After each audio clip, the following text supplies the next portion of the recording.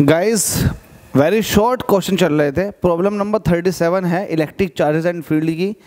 अब ये very short क्यों कराए जा रहे हैं, बहुत सारे बच्चों को ये डाउट होगा कि यार ये क्यों कराया जा रहा है। भाई ये बहुत ज़रूरी है कराना।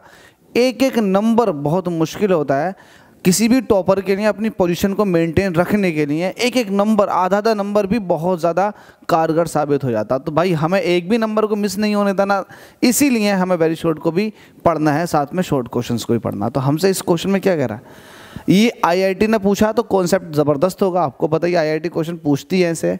हमसे कह रहा a charge particle is free to move in an electric field. एक चार्ज पार्टिकल जो होता है एक्चुअल में वो इलेक्ट्रिक फील्ड के अंदर मूव करने के लिए बिल्कुल फ्री होता है। बात सही है। आगे, will it always move along N electric field, क्या वो हमेशा इलेक्ट्रिक फील्ड के डायरेक्शन में मूव करता चला जाएगा। तो इसका जवाब ये है कि हाँ मूव करता चला जाएगा। इसका जवाब ये भी है कि नहीं, हमेशा मूव नहीं करेगा। तो दोनों ही जवाब हैं इसके कि मूव करता भी चला जाएगा और मूव ना भी करेगा। कब मूव करेगा कब मूव ना करेगा उसको समझ लेते हैं। एक्चुअल में अगर मैं इलेक्ट्रिक फील्ड ड्रॉ करूं, इलेक्ट्रिक फील्ड ड्रॉ करता हूं मैं, लेट अस सपोज कि मैंने ये इलेक्ट्रिक फील्ड ड्रॉ कर दिया।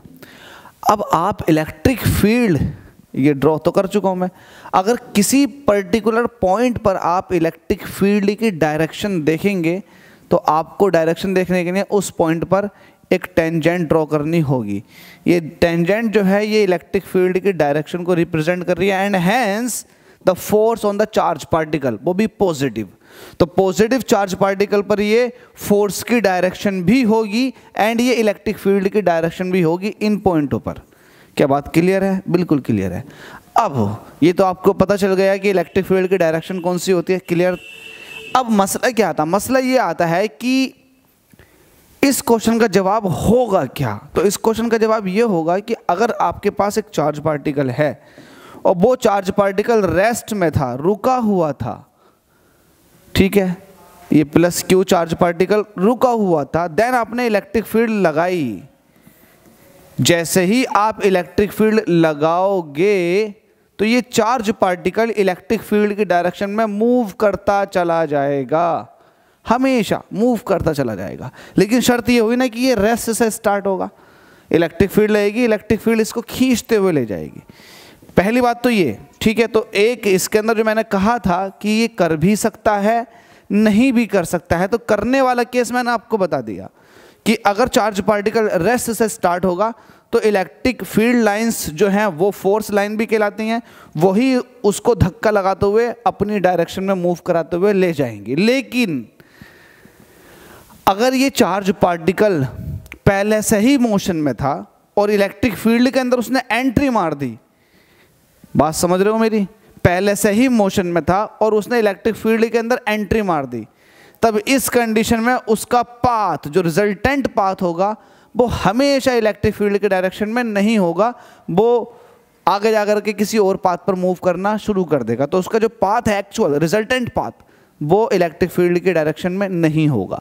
तो ये सेकंड वाला केस था जिसमें चार्ज पार्टिकल हमेशा इलेक्ट्रिक फील्ड के डायरेक्शन मूव नहीं करता है। तो इसको हम लिखेंगे किस तरह से, बस इसको रिप्रेजेंट तो हमने कर दिया ओरली, अब इसको लिखना है। आप कहेंगे आंसर में,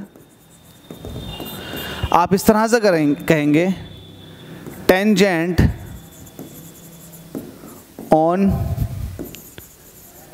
electric field lines gives the direction of electric field at that point and hence force on positive charge particle। ठीक है, if यहां से कंडीशन शुरू होती है, if charge particle initially is at rest, then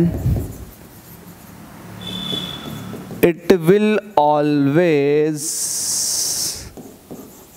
moves along the electric field lines. ठीक है भाई, वो हमेशा इलेक्ट्रिक फील्ड लाइंस की डायरेक्शन में मूव करता चला जाएगा, क्योंकि इलेक्ट्रिक फील्ड लाइंस ही हैं जो उसको मूव करा रही हैं। अब यहां दूसरा case,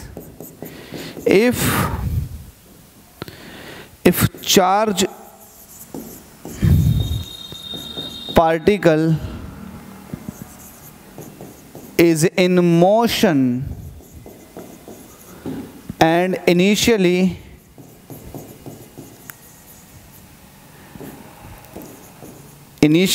enter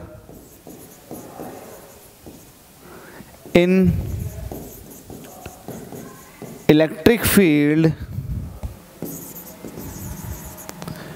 at an angle, किसी एंगल पर इलेक्ट्रिक फील्ड में उन्होंने एंट्री मारी, then resultant path of charge particle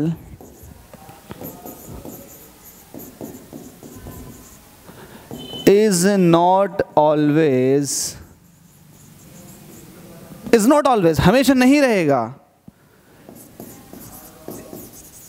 in the direction of electric field। भाई इसको देख लो, मैं साइड हो गया, फोटो खींच लो, स्क्रीनशॉट ले लो और समझ लो। मेरा मोटिव ये है कि आपकी समझ में आ जाए। अगर आपकी समझ में आ गया तो फिर आपका काम बन गया, और आपका जब काम बनेगा तो फिर आप कहीं ना कहीं मेरा काम बनाएंगे। आप वीडियो को शेयर करेंगे, आप खुश होंगे तो जाहिर सी बात है शेयर करेंगे, रिकमेंड करेंगे, और जब रिकमेंड करेंगे तो यार आपके इस छोटे से भाई की मदद हो जाएगी, वो मुझे बहुत चाहिए। Thank you so much. चलिए नेक्स्ट प्रॉब्लम के अंदर आपसे मुलाकात करते हैं। धन्यवाद।